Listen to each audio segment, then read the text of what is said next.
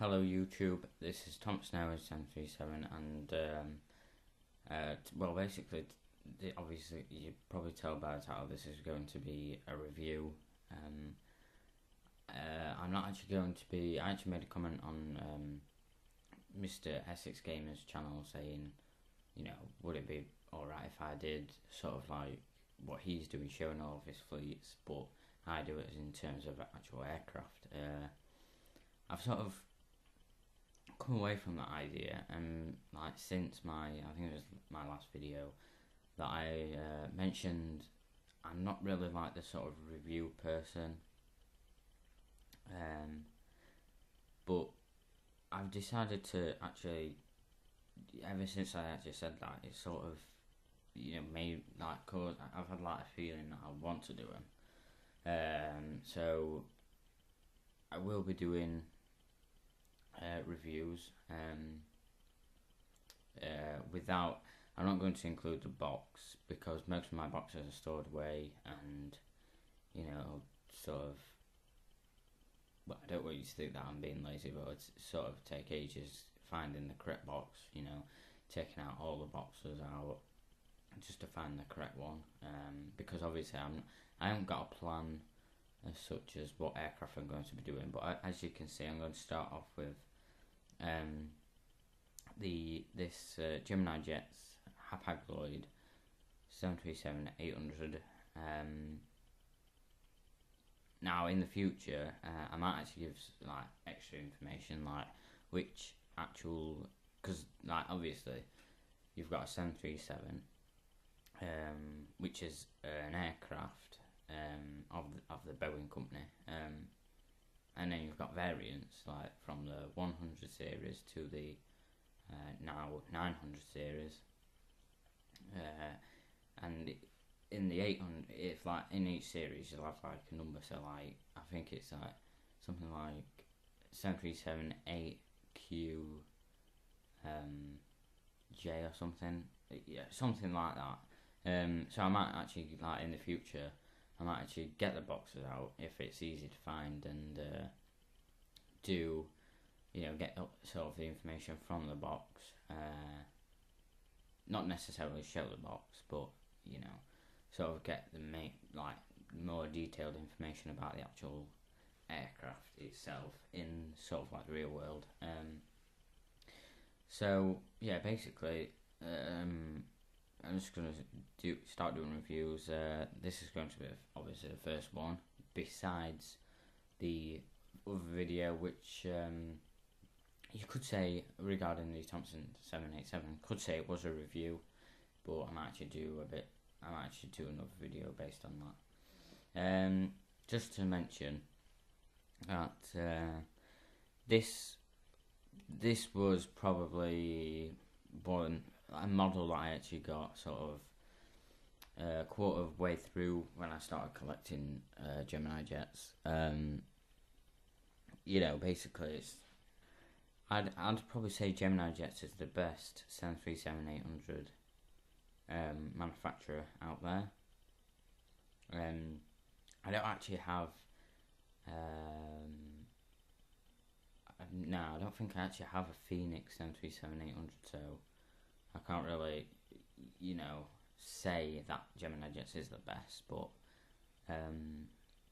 judging by photos, I think Gemini Jets probably are the leading manufacturer in the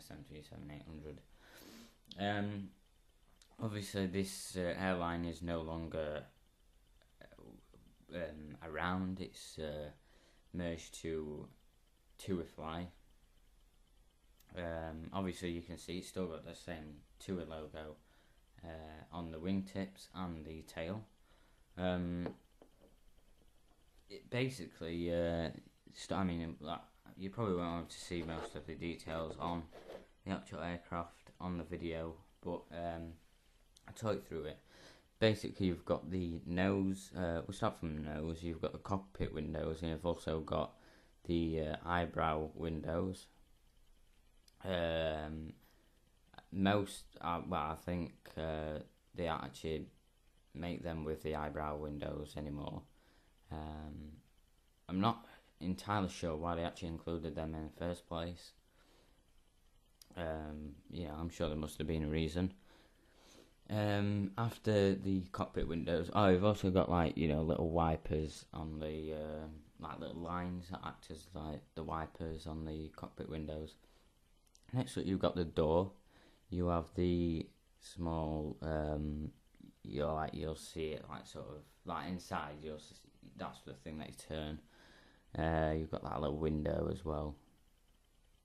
You've also got like a little TUI logo there, as well as the Hapag Lloyd titles above like the first section of the windows, and below that it says Boeing 737-800. This aircraft doesn't actually say World of TUI on it. I'm not really sure if that when that sort of came about, when they actually started putting World of TUI on the actual aircraft, or whether Gemini jets didn't actually put this on the actual aircraft. I'm not really sure. Next, you can see the engines.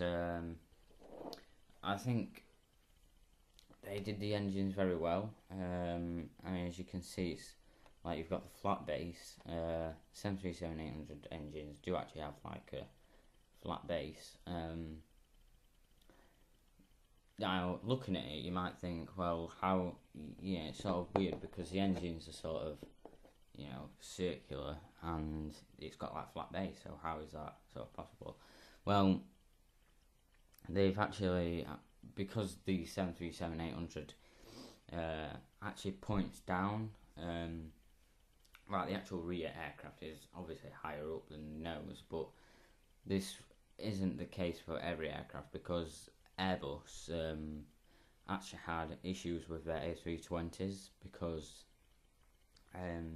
they kept like tipping back. Because if you look at an A320, a model, or in real life, you can actually see that the whole sort of fuselage is sort of in the same height. Like if you exclude the tail and such. Whereas the 737-800, you can actually see that it sort of slopes down. Which obviously Boeing probably actually thought about that, and obviously that's probably why they've got the engines sort of flat at the bottom, because they obviously don't want it touching like the ground, for obvious purposes. Gemini jets did actually include the the emergency exit arrow. I want to call them things, but because obviously I'm not really sure what you call them. But they're actually the emergency exit arrow things on the wings. Yeah, included that. I've also got like a little sort of like little lines just before that, and the leading edge of the wing. The overall wings are, as you can see, done very well. There's not really much to fault on the wings. Like in my eyes, they've done everything that they possibly could do. At least they actually, the main thing is that they actually got the logos correct. Even though they did actually get the logos correct on the Thompson 787, but what I'm saying is, you see many sort of, like going back to flight sim, you see many logos sort of like the opposite way around. So I'm, it's really really good that Gemini jets didn't actually do that fault. Basically the model is just basically the same on the other side, so yeah, I might just flick it around at the end of the video. Next up, obviously after the wings, you have the rest of the cabin windows and the rear door with the registration Delta Alpha Hotel Foxtrot with the German flag, because the D registration is German. As you can see, you've also got Foxtrot on the tail as well. They haven't actually included Foxtrot on the nose gear flaps, but you probably just see the flaps there, but I don't know if they actually included that. No, they didn't include the lettering on the front either. One thing, obviously, that I mentioned in the past video is that the actual engines are silver inside. You know, I've never seen an aircraft with silver fan blades.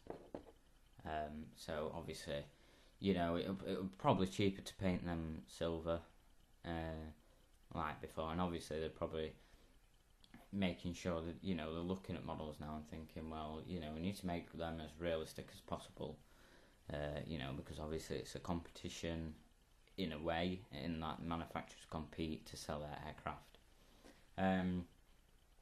As I say, same, you know, it's basically the same on the other side. You know, got all the lettering the right way round. Obviously, on this side though, you can actually see the cargo, like where the baggage is loaded. You can see the doors there.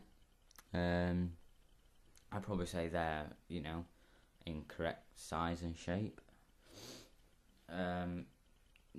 One thing I would like to mention is that the gear, well, the rear gear is probably in sort of, you know, scale, but the nose gear, I don't think is actually sort of in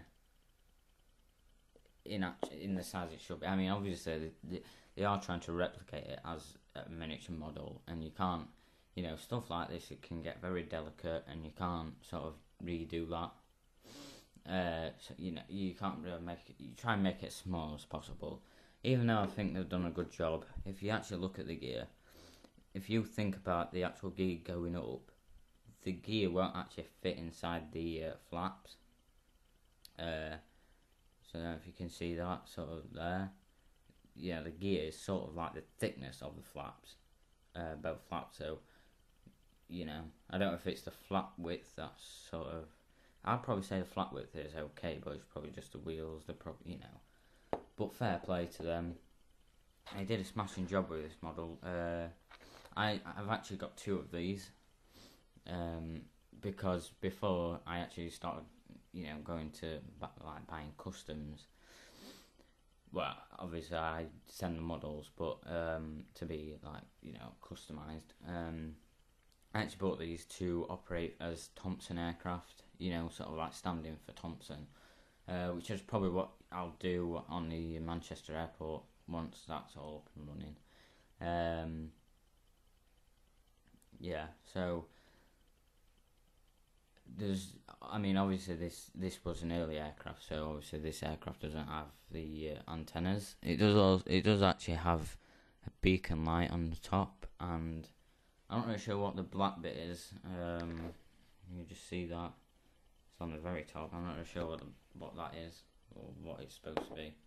And obviously at the bottom you've also got the Gemini Jet logo, as well as the hole for the you know, as well as for the stand.